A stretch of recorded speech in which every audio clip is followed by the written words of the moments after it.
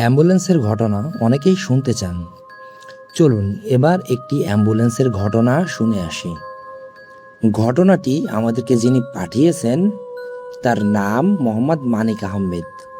ওনার বাড়ি কুড়িগ্রাম জেলার কোনো একটি গ্রামে। আর যে গ্রামে হয়েছিল সেই গ্রামের নামটি সঙ্গত কারণে আমরা বলতে পারছি না। তো চলুন ঘটনায় চলে যাই।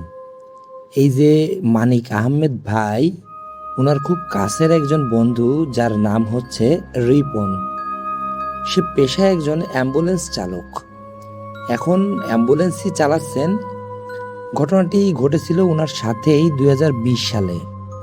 আর এই ঘটনার ভয়াবহতা ওনাকে এখনও